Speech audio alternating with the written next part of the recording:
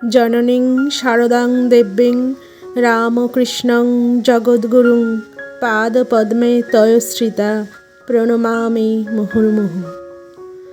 আজ 11ই ডিসেম্বর শ্রী শ্রী সারদা মায়ের 173তম জন্মতিথি। ইংরাজি 2025, বাংলা 24 অগ্রহায়ণ 1432 সন কৃষ্ণ সপ্তমী তিথি। আজই শ্রী শ্রী মায়ের পবিত্র জন্মতিথি। শ্রী শ্রী সারদা মা জন্মগ্রহণ করেছিলেন 22শে ডিসেম্বর 1853 খ্রিস্টাব্দে জয়রামবাটি গ্রামে। মা বলেছিলেন, যদি শান্তি চাও মা, কারো দোষ দেখো না, দোষ দেখবে নিজের। সেই মায়েরই আজ পবিত্র জন্মতিথি।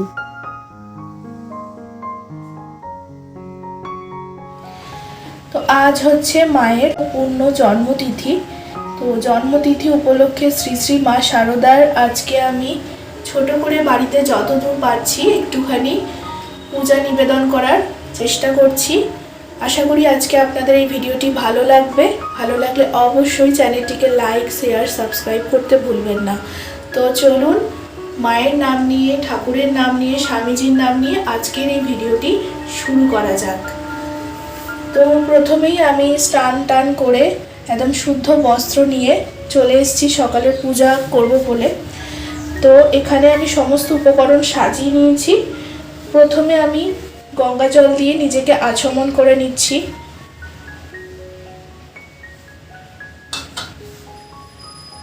নমো বিষ্ণু, নমো বিষ্ণু, নমো বিষ্ণু। নিজের মাথায় কিছুটা জল আমি ছিটিয়ে নিলাম। এরপর আমি আগে থেকেই মায়ের খুব প্রিয় লাল চন্দন বেটে রেখেছি এখানে। তো লাল চন্দন এখানে আমি ফুলে একটু করে গঙ্গা জল, লাল চন্দন আর অগরু, গোলাপ জল এগুলো একটু ফুলে মাখিয়ে নিচ্ছি।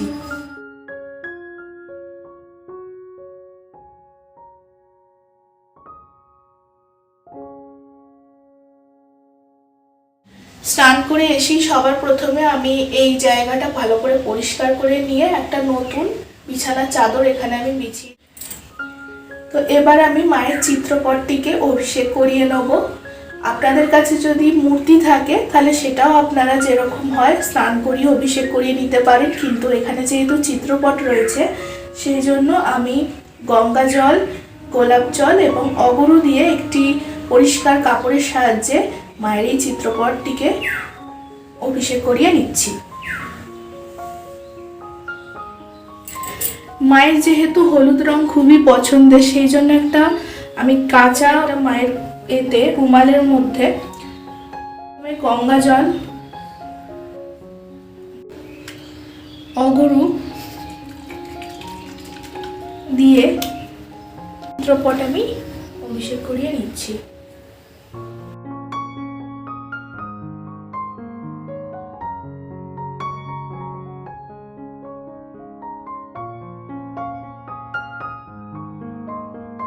এরপর ঠাকুর এবং স্বামীজি আর গুরুদেব সবার চিত্রপটে আমি আস্তে আস্তে অভিষেক করিয়ে নিচ্ছি।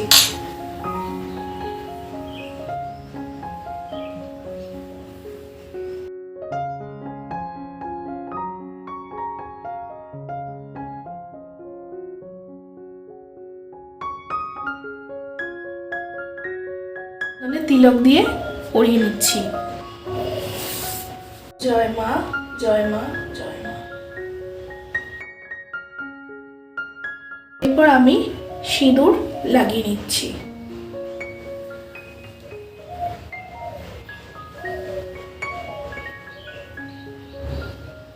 একইভাবে ঠাকুরকেও আমি চন্দন দিয়ে তিলক পরিয়ে নিচ্ছি।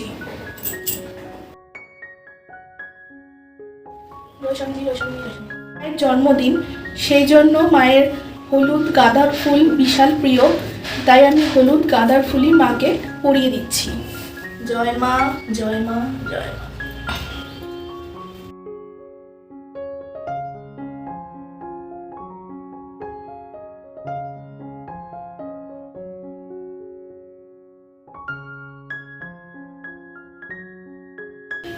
জয় স্বামীজি।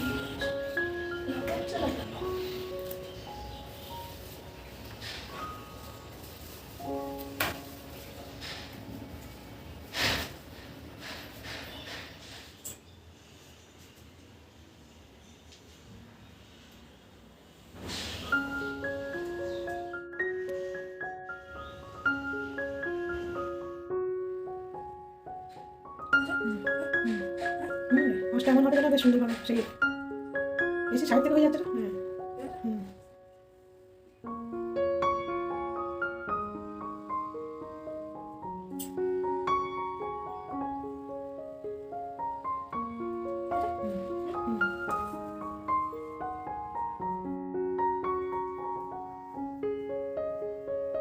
আমি এখানে পুজো শুরু করার আগে প্রদীপটাকে প্রজ্বলন করে নিচ্ছি। প্রদীপ আপনারা ঘিয়ের প্রদীপ বা তেলের প্রদীপও জ্বালাতে পারেন। আমি এখানে তেল পূর্ণ করে নিয়েছি, প্রদীপটা আমি জ্বালিয়ে নিচ্ছি।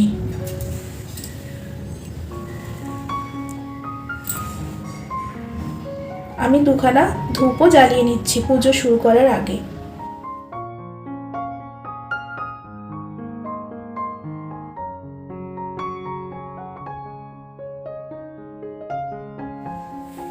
এবার আমি মনের ভক্তি সহকারে আমি এখানে পুষ্পাঞ্জলি দিয়ে দেবো।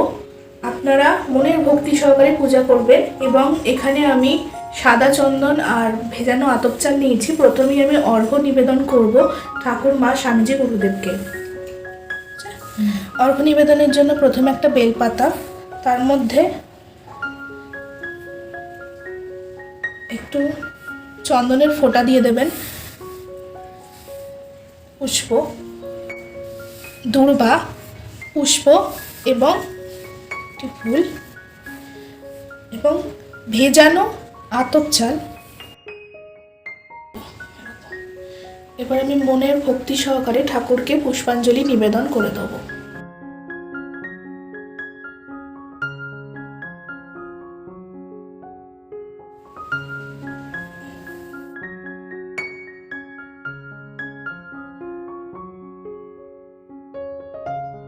আমি ওই আমার অন্যান্য ঠাকুরগুলিকেও পুষ্প দিয়ে পুষ্পাঞ্জলি নিবেদন করে দিয়েছি। তারপর আমি ওখানে ভোগ প্রসাদও দিয়ে দিয়েছি, সাজিয়ে দিয়েছি।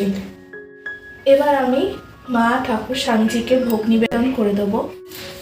আমি যথাসামান্য পেরেছি আয়োজন করেছি আজকে মায়ের জন্মতিথি উপলক্ষে। আপনারা আপনাদের পছন্দ মতো মাকে ভোগ নিবেদন করতে পারেন।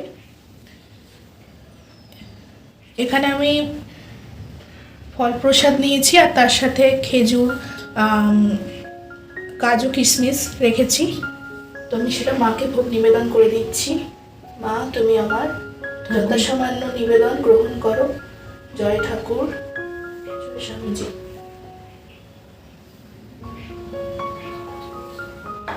আর অবশ্যই ভোগের থালাতে কিন্তু আপনারা একটা করে তুলসী পাতা অবশ্যই দেবেন।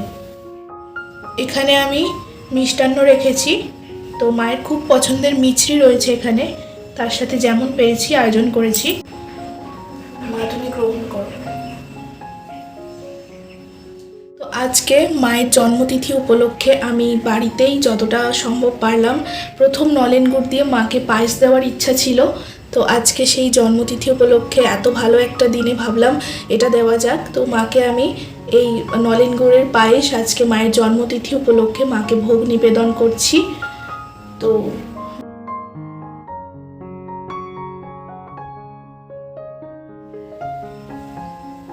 জয় ঠাকুর।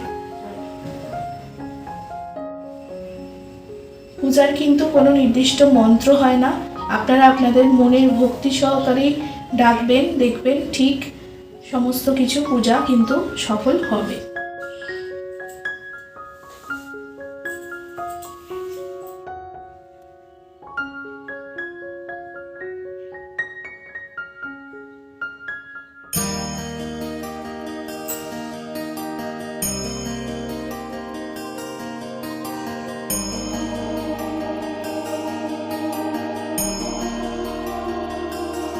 আরতি করে নেব। তো আরতির জন্য আমি পঞ্চপ্রদীপ সাজিয়েছি আর তার সাথে কর্পূর দিয়ে আরতি করব আর ধূপ দিয়ে আরতি করব।